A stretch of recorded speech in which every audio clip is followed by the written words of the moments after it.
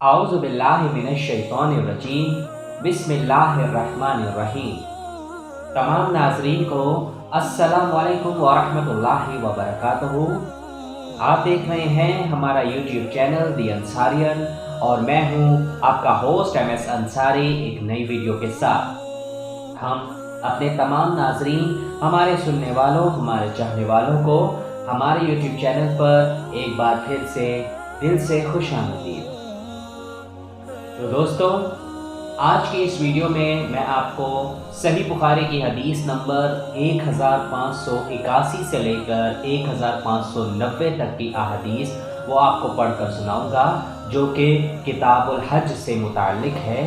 اور جبکہ سے پچھلی ویڈیو میں ہم نے اسی ٹاپک سے متعلق حدیث نمبر 1571 سے لے کر 1580 تک کی احادیث کو آپ کو پڑھ کر سنائی۔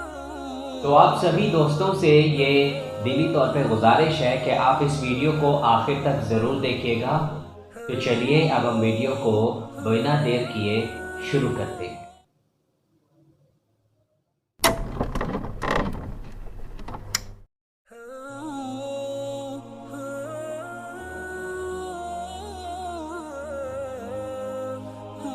صحیح بخاری کی حدیث نمبر 1581 میں ارشاد ہے کہ ہم سے موسیٰ بن اسماعیل نے بیان کیا، کہا کہ ہم سے وحید بن خالد نے بیان کیا، کہا کہ ہم سے حشام نے اپنے باپ سے بیان کیا۔ انہوں نے بیان کیا کہ نبی کریم صلی اللہ علیہ وآلہ وسلم فتح مکہ کے موقع پر قدا سے داخل ہوئے تھے، اور وہ خود اگرچہ دونوں طرف سے قدا اور قدا داخل ہوتے، لیکن اکثر آپ قدا کی طرف سے داخل ہوتے تھے، کیونکہ یہ راستہ ان کے گھر سے قریب تھا۔ ابو عبداللہ امام بخاری رحمہ اللہ نے کہا کہ قدا اور قدا دو مقامات کے نام ہیں۔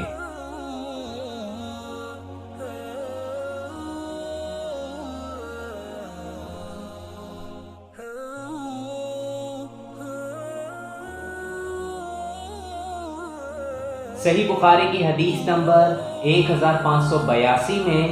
ارشاد ہے کہ ہم سے عبداللہ بن محمد مسندی نے بیان کیا، کہا کہ ہم سے ابو عاصم نبیل نے بیان کیا، کہا کہ مجھ سے ابن جریج نے خبر دی، کہا کہ مجھے عمرو بن دینار نے خبر دی، کہا کہ میں نے جابر بن عبداللہ رضی اللہ عنہما سے سنا، انہوں نے بیان کیا کہ زمانہ جاہلیت میں جب کعبہ کی تعمیر ہوئی تو نبی کریم صلی اللہ علیہ وآلہ وسلم اور عباس رضی اللہ عنہ بھی پتھر اٹھا کر لا رہے تھے۔ عباس رضی اللہ عنہ نے نبی کریم صلی اللہ علیہ وآلہ وسلم سے کہا کہ اپنا تہبند اتار کر کاندھے پر ڈال لو تاکہ پتھر اٹھانے میں تکلیف نہ ہو۔ آن حضور صلی اللہ علیہ وآلہ وسلم نے ایسا کیا تو ننگے ہوتے ہی بے ہوش ہو کر آپ زمین پر گر پڑے اور آپ کی آنکھیں آسمان کی طرف لگ گئیں۔ آپ کہنے لگے، مجھے میرا تہبند دے دو۔ پھر آپ صلی اللہ علیہ وآلہ وسلم نے اسے مضبوط باندھ لیا۔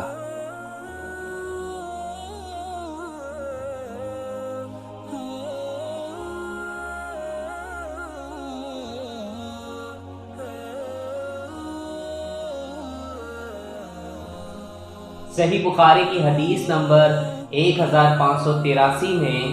ارشاد ہے کہ ہم سے عبداللہ بن مسلمہ کانوی نے بیان کیا، ان سے امام مالک رحمہ اللہ نے بیان کیا، ان سے ابن شہاب نے بیان کیا، ان سے سالم بن عبداللہ نے کہ عبداللہ بن محمد بن ابی بکر نے انہیں خبر دی،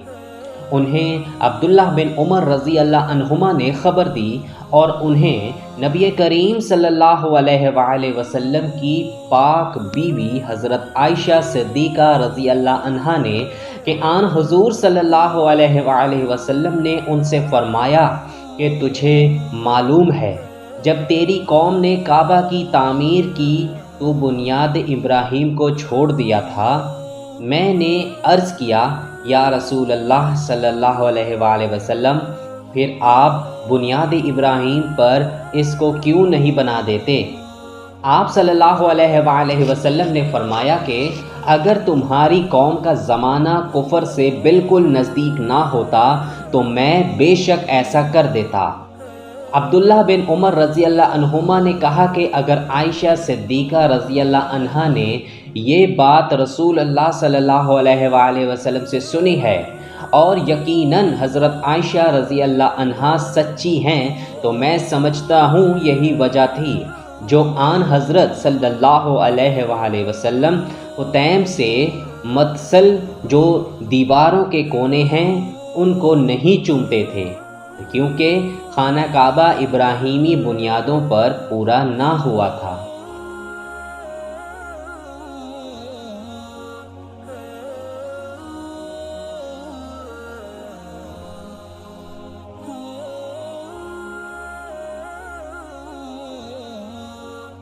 صحیح بخاری کی حدیث نمبر 1584 میں ارشاد ہے کہ ہم سے مسدد نے بیان کیا، انہوں نے کہا کہ ہم سے ابو الحوث سلام بن سلیم جعفی نے بیان کیا، ان سے اشعث نے بیان کیا، ان سے اسود بن یزید نے اور ان سے ام المومنین حضرت عائشہ صدیقہ رضی اللہ عنہا نے بیان کیا کہ میں نے رسول اللہ صلی اللہ علیہ وآلہ وسلم سے پوچھا کہ کیا حتیم بھی بیت اللہ میں داخل ہے؟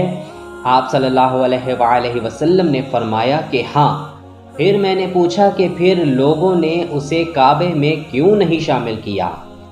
آپ صلی اللہ علیہ وآلہ وسلم نے جواب دیا کہ تمہاری قوم کے پاس خرچ کی کمی پڑ گئی تھی۔ پھر میں نے پوچھا کہ یہ دروازہ کیوں اونچا بنایا؟ آپ صلی اللہ علیہ وآلہ وسلم نے فرمایا کہ یہ بھی تمہاری قوم ہی نے کیا تاکہ جسے چاہیں اندر آنے دیں اور جسے چاہیں روک دیں۔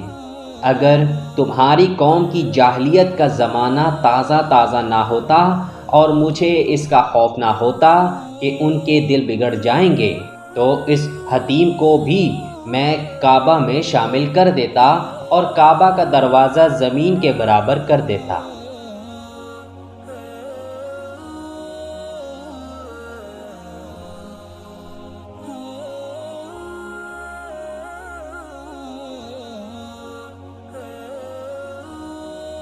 صحیح بخاری کی حدیث نمبر 1584 میں ارشاد ہے کہ ہم سے عبید بن اسماعیل نے بیان کیا، انہوں نے کہا کہ ہم سے ابو اسامہ نے بیان کیا، ان سے ہشام نے بیان کیا، ان سے ان کے والد نے اور ان سے ام المومنین حضرت عائشہ صدیقہ رضی اللہ عنہا نے بیان کیا کہ رسول اللہ صلی اللہ علیہ وآلہ وسلم نے مجھ سے فرمایا اگر تمہاری قوم کا زمانہ کفر سے ابھی تازہ نہ ہوتا تو میں خانہ کعبہ کو توڑ کر اسے ابراہیم علیہ السلام کی بنیاد پر بناتا، کیونکہ قریش نے اس میں کمی کر دی ہے، اس میں ایک دروازہ اور اس کے دروازے کے مقابل رکھتا۔ ابو معاویہ نے کہا ہم سے ہشام نے بیان کیا، حدیث میں خلف سے دروازہ مراد ہے۔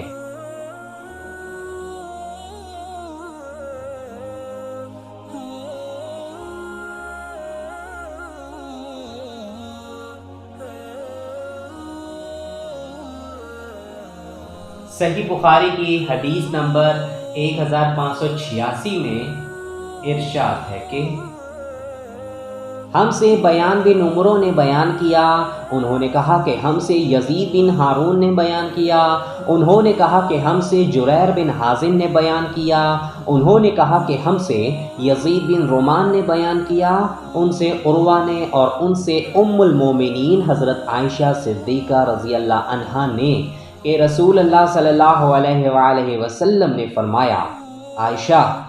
اگر تیری قوم کا زمانہ جاہلیت ابھی تازہ نہ ہوتا تو میں بیت اللہ کو گرانے کا حکم دے دیتا تاکہ نئی تعمیر میں اس حصے کو بھی داخل کر دوں جو اس سے باہر رہ گیا ہے، اور اس کی کرسی زمین کے برابر کر دوں اور اس کے 2 دروازے بنا دوں، ایک مشرق میں اور ایک مغرب میں۔ اس طرح ابراہیم علیہ السلام کی بنیاد پر اس کی تعمیر ہو جاتی۔ عبداللہ بن زبیر رضی اللہ عنہما کا کعبہ کو گرانے سے یہی مقصد تھا۔ یزید نے بیان کیا کہ میں اس وقت موجود تھا جب عبداللہ بن زبیر رضی اللہ عنہما نے اسے گرایا تھا اور اس کی نئی تعمیر کر کے حطیم کو اس کے اندر کر دیا تھا۔ میں نے ابراہیم علیہ السلام کی تعمیر کے پائے بھی دیکھے جو اونٹ کی کوہان کی طرح تھے۔ جریر بن حازم نے کہا کہ میں نے ان سے پوچھا ان کی جگہ کہاں ہے، تو انہوں نے فرمایا کہ میں ابھی دکھاتا ہوں۔ چنانچہ میں ان کے ساتھ حطیم میں گیا اور آپ نے ایک جگہ کی طرف اشارہ کر کے کہا کہ یہ وہ جگہ ہے۔ جریر نے کہا کہ میں نے اندازہ لگایا کہ وہ جگہ حطیم میں سے 6 ہاتھ ہوگی یا ایسی ہی کچھ۔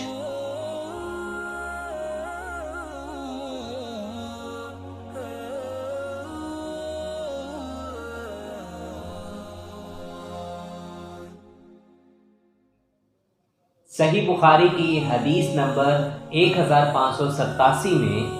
ارشاد ہے کہ ہم سے علی بن عبداللہ بن جعفر نے بیان کیا، کہا کہ ہم سے جریر بن عبد الحمید نے منصور سے بیان کیا، ان سے مجاہد نے، ان سے طاؤس نے اور ان سے ابن عباس رضی اللہ عنہما نے بیان کیا کہ رسول اللہ صلی اللہ علیہ وآلہ وسلم نے فتح مکہ پر فرمایا تھا کہ اللہ تعالیٰ نے اس شہر مکہ کو حرمت والا بنایا ہے، یعنی عزت دی ہے،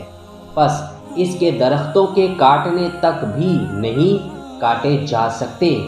یہاں کے شکار بھی نہیں ہنکائے جا سکتے، اور ان کے علاوہ جو اعلان کر کے مالک تک پہنچانے کا ارادہ رکھتے ہوں، کوئی شخص یہاں کی گری پڑی چیز بھی نہیں اٹھا سکتا ہے۔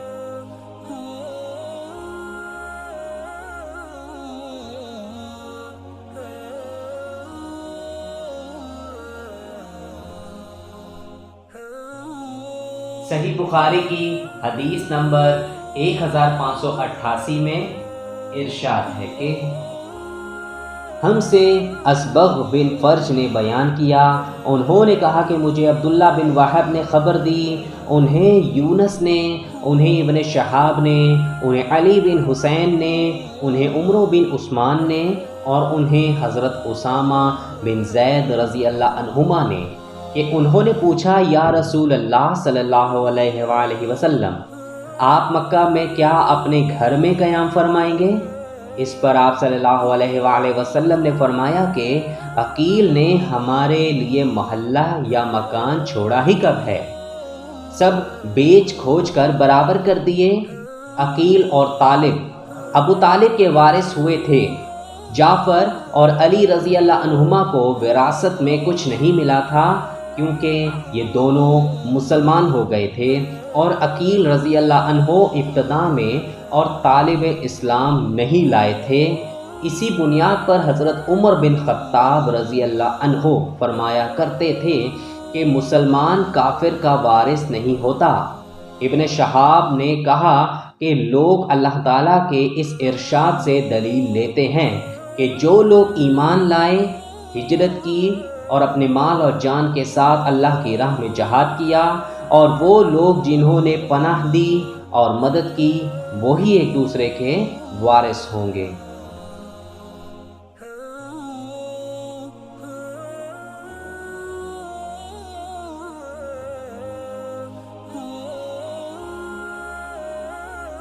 صحیح بخاری کی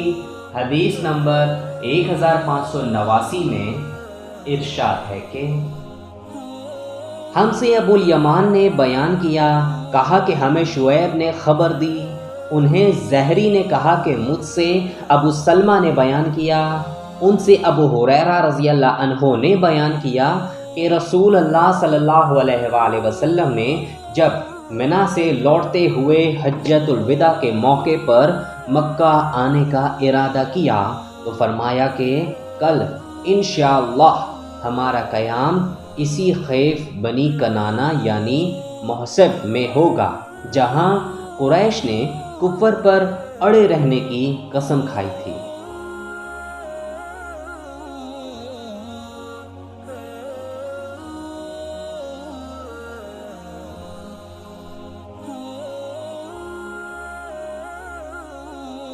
صحیح بخاری کی حدیث نمبر 1590 میں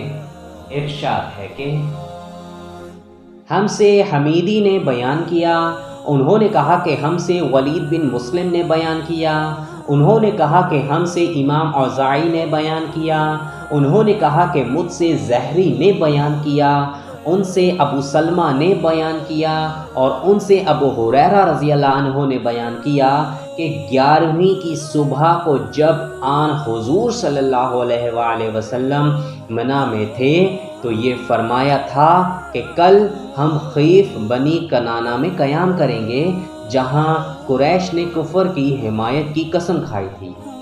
آپ صلی اللہ علیہ وآلہ وسلم سے مراد محسب سے تھی، کیونکہ یہی قریش اور کنانہ نے بنو ہاشم اور بنو عبد المطلب یا راوی نے بنو المطلب کہا کے خلاف حلف اٹھایا تھا کہ جب تک وہ نبی کریم صلی اللہ علیہ وآلہ وسلم کو ان کے حوالے نہ کر دیں، ان کے یہاں شادی بیاہ نہ کریں گے اور نہ ان سے خرید و فروخت کریں گے۔ اور سلامہ بن روح نے عقیل اور یحییٰ بن ضحاک سے روایت کیا، ان سے امام اوزاعی نے بیان کیا کہ مجھے ابن شہاب نے خبر دی، انہوں نے اپنی روایت میں بنو ہاشم اور بنو المطلب کہا۔ عبداللہ امام بخاری نے کہا کہ بنو المطلب زیادہ صحیح ہے۔